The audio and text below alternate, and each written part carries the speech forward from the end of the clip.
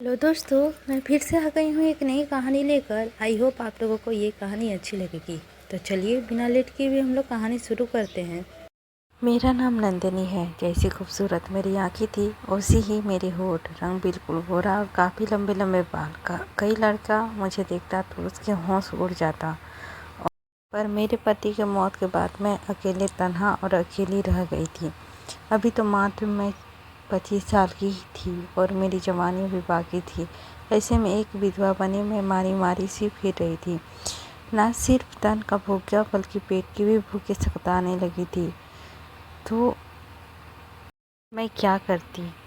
मेरे पति के गुजरते ही उनका दोस्त अक्षय मेरे पास आया और कहने लगा, नंदिनी अकेली रहोगी तो आग में जलती रहोगी। मैंने कहा, अभी तो उनकी कुछ ही दिन हुई है, पर मैं उनसे बहुत मोहब्बत करती थी।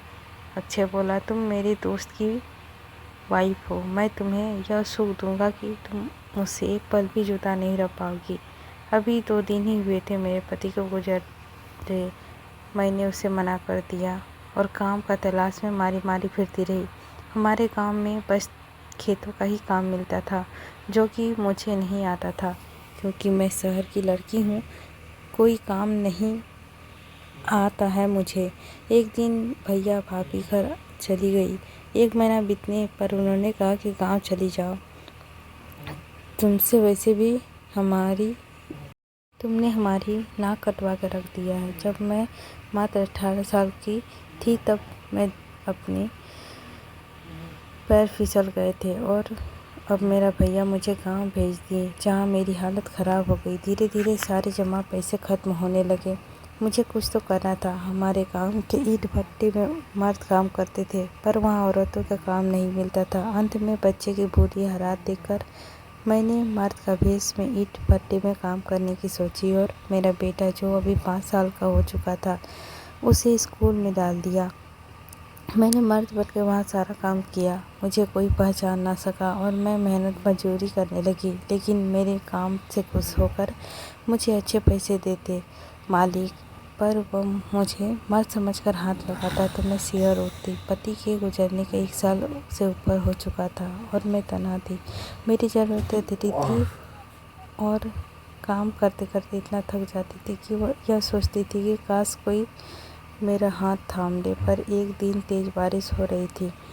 हम काम कर समेट रहे थे कि तभी मालिक आ गए। मुझे देखने लगे। मेरे गीले बदन को देखकर उसे शक हुआ कि मैं मर्द शायद नहीं हूँ। मैं डर गई और थर-थर काँपने लगी। मुझे लगा कि आज मैं बच नहीं पाऊँगी। इतने दिनों से मालिक से धोखा देकर मैं यहाँ पर काम कर रही थी। मेरा रूप देखकर यह समझ में आ गया कि औरत हूँ, पर मेरी पहचान उन्हें मालूम ना हो सका। मैं यही दुआ मांगने लगी कि मालिक यहाँ से चली जाए, पर मालिक मेरी ओर एकटक देखते रह गए। उनके अंदर मुझे एक हवस नजर आने लगी थी। बारिश में भीगते हुए वो मुझे देखते ही रह गए। अचानक वो मुझसे कहा, तुम कमरे में आ जाओ, तुमसे कुछ काम है। वह मुझे अपने साथ ईंटे भट्टे के सामने बने कुछ पर ले गए। मैं दुआ मांग रही थी कि उन्हें पता ना चले, पर वह जिस तरीके से मेरी ओर देख रहे थे, मुझे लगने लगा कि उन्हें सब मालूम हो चुका है। और मैं यही सोचने लगी कि अगर यह पता चल गया तो मैं यह काम नहीं कर पाऊँगी। तब मेरा घर कैसे चलेगा और मैं क्या करूँगी। लेकिन उस वक्त मैं भाप नहीं पाई थी कि वह मेरे साथ क्या होने जा रहा है। उस घर के अंदर घुसते ही मालिक ने दरवाज़ा बंद कर दिया और मुझे कुछ कपड़े देकर कहा, तुम भीग चुकी हो, कपड़े बदल लो। उनकी बातें सुनकर मेरी जान हलक से अटक चुकी थी। मैंने तो बस मर्द का भेष बनाया था। मैंने सच में मर्द थोड़ी ना हूँ जो उनके कपड़े सामने बदल लूँ। इस घर पर बस एक ही कमरा था, तो मैं डर डर के देखने लगी। वक्त आ गया था कि मैं अपने जीवन में तूफान दस्तक देने जा रहा था और पुरानी यादों में खो गई। जब मैं 18 साल की कुंवारी कली थी तो मोहल्ले के एक लड़के अकील से मैं प्यार करने लगी थी। जब भी मौका मिलता तो चोरी छुपके हम दोनों एक दूसरे से मिल लेते थे। हम 7वें आसमान में थे। लेकिन एक दिन मेरे भैया ने हमें नज़दीक हालात से देख लिया तो उन्होंने मेरी शादी करवा दी। सुनील की दुल्हन बनके मैं शहर छोड़ के गाँव चलाई और अंदर ही अंदर बहुत निराश थी। मैंने यही सोचा था कि इस शहर में कोई हैंडसम लड़के से शादी होगी और शादी को लेके इस तरह से सपने सजा के रखी थी, पर अब मेरे पास कोई रास्ता नहीं था। मुझे अब अपनी ज़िंदगी गांव में बितानी थी। शहर का चकाचौंध और ऐशो आराम को छोड़ के जब मैं सुनील के घर पर कदम रखी तो गांव की औरतों ने मिलकर मेरा स्वागत किया था। मुझे चारपाई पे बैठाकर ढेर सारे तोहफे दिए थे। एक गोरा सा लड़का मुझे तोहफा देने आया तो मेरे ऊपर नज़र गड़ाए हुए था और मुझे कहने लगा कि नंदिनी, तुम बहुत ही खूबसूरत हो। ना जाने कौन था ये। रात को गांव की एक औरत ने मुझे बैठा कर मेरे कमरे में बैठ गई, जहां फूलों की खुशबू आ रही थी। पर एक गांव का कमरा, जब अकेली लड़की हुई तो मेरे कमरे का जायजा लेने लगी।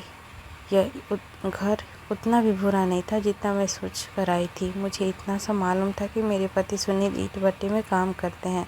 मेरा भाई अपनी बहन की शादी का मजदूर से करवा देगा, यह सोचकर भी मुझे रोना आ रहा था।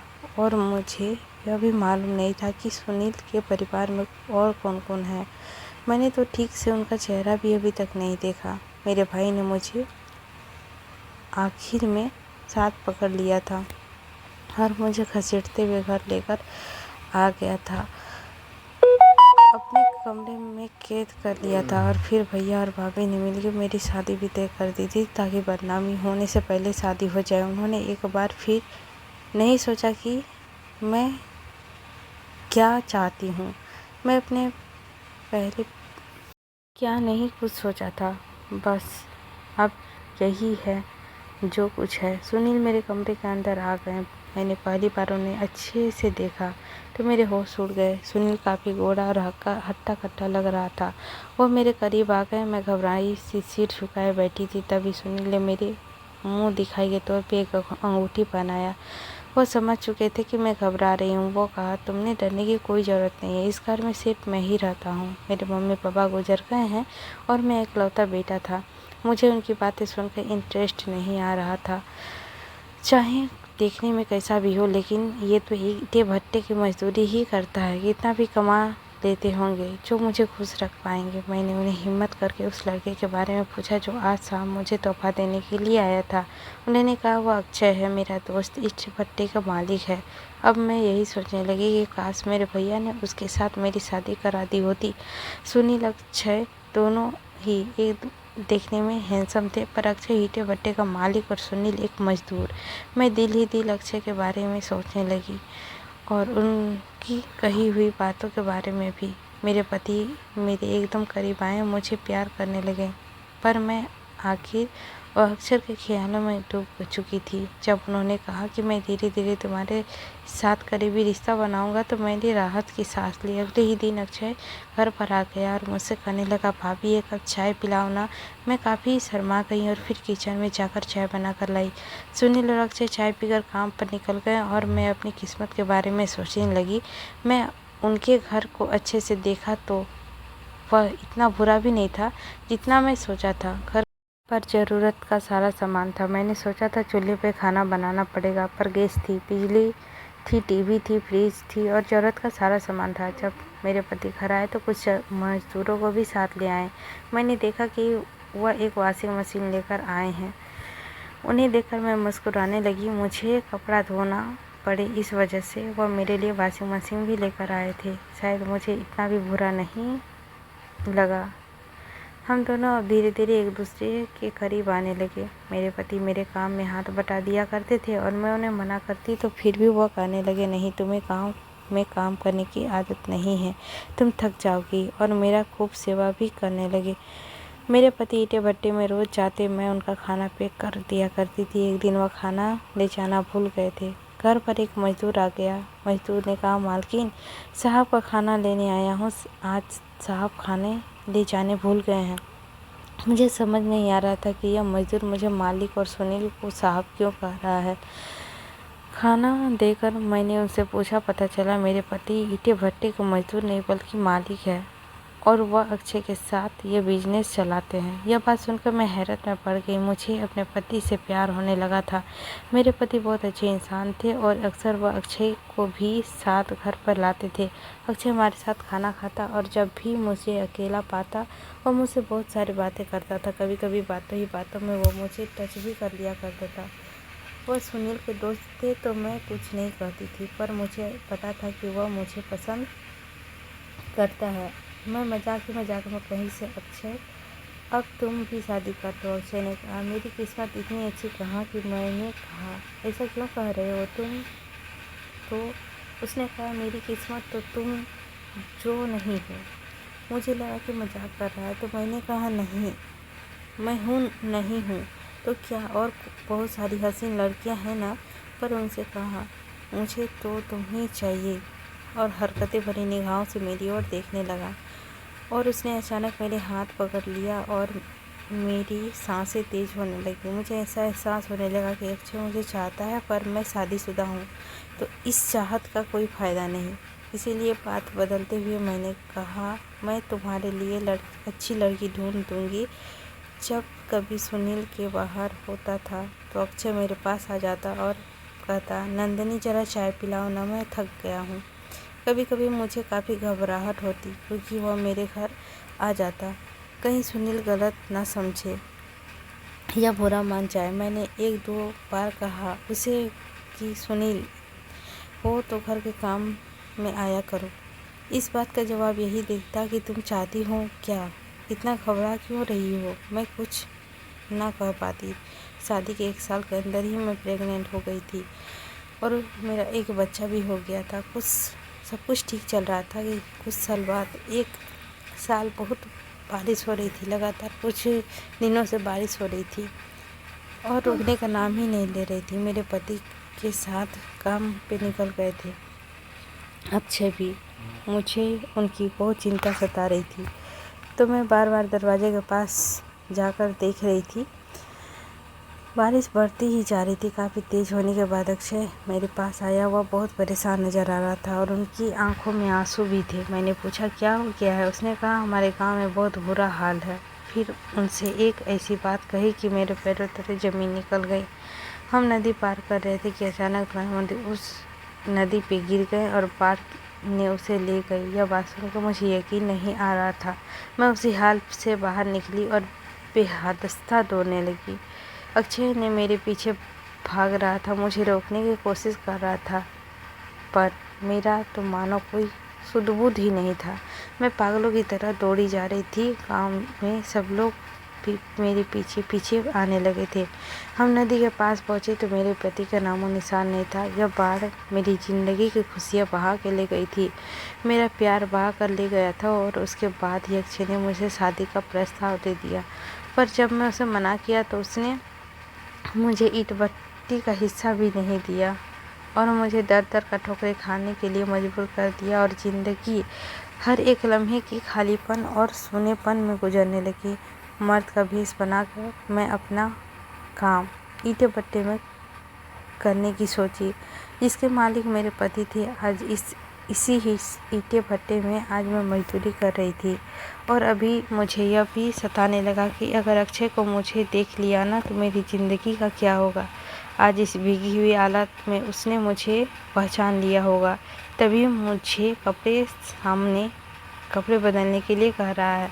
पर वे वैसे ही खड़ी रही तो अक्षय मेरे पास आ गया और अपने हाथों से मेरा कुर्ता उतार दिया और जैसे ही मेरे बदन को देखा वह समझ चुका था कि मैं मर्द का भेष बना के औरत हूँ। उसने मेरी पगड़ी खोल दी थी और मेरे आप छुपने लगे थे, बांधी हुई थी।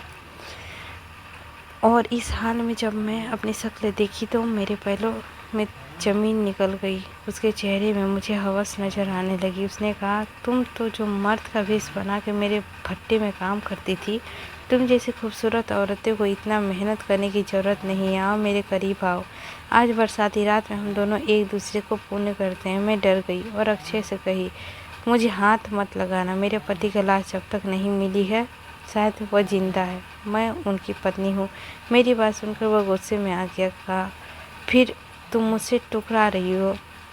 तुम्हें पाने के लिए इतना सब कुछ किया और तुम मुझे बार बार ठुकराते जा रही हो।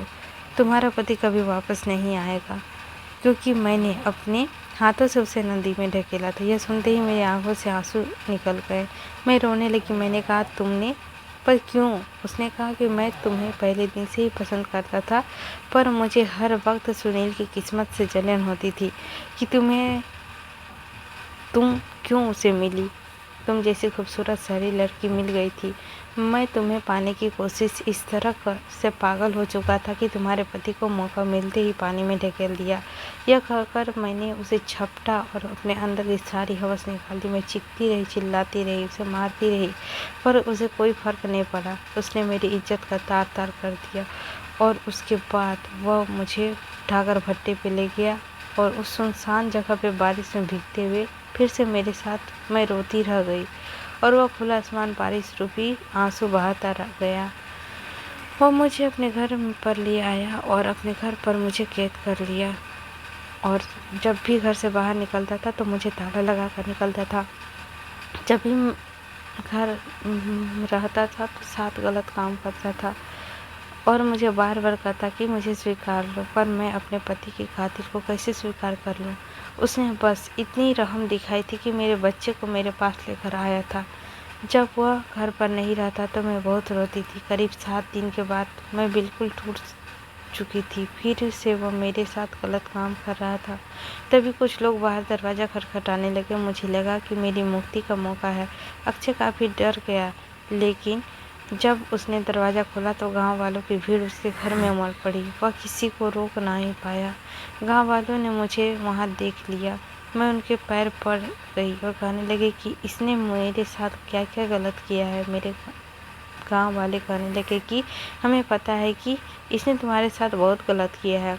इनकी बातें सुनकर मैं बेतहाशा होने लगी। तभी भीड़ से निकलकर मेरे सामने एक शख्स खड़ा हो गया। जब मैं उनकी शक्ल देखी तो मेरा कलेजा मानो बाहर आ गया, क्योंकि वह कोई और नहीं बल्कि मेरा पति सुनील था। लोग अक्षय को मारने लगे और पीट कर अधमरा कर दिया, फिर उसे पुलिस के हवाले कर दिया। सुनील मुझे और मेरे बच्चे को लेकर घर पर आ गया। अब वह मेरे पास आया तो मैंने कहा, तुमने बहुत देर कर दी है। उस कमीने ने मेरा सर्वनाश कर दिया। आप इतने दिन कहाँ थे? उन्होंने कहा, अक्षय मुझे बाढ़ वालों दिन नदी में ढकेल दिया था और मैं उस नदी के बहाव में बहता चला गया। किसी तरीके से सांस लेता रहा, लेकिन फिर एक पत्थर से मेरा सिर टकरा गया। मैं किसी तरीके से नदी के किनारे आ गया। एक गांव वाले ने मुझे देखकर बचा लिया। वह लोग मेरी सेवा करने लगे और मैं अपनी याददाश्त खो बैठा था। और जब जाकर मेरी याददाश्त वापस आई तो मैं उस गांव में वापस अपने गांव आ गया। सुनील ने मुझे बचा लिया और उन्होंने मुझे मेरा हाल पर अपना लिया। उसे पता चला कि अक्षय ने किसी को मुझे धोखा देकर ईंट भट्टे में कब्जा कर लिया था और मुझे मजदूरी करने से मजबूर कर होना पड़ा था। अक्षय लोगों को पिटाई से बीमार हो चुका था और मर गया।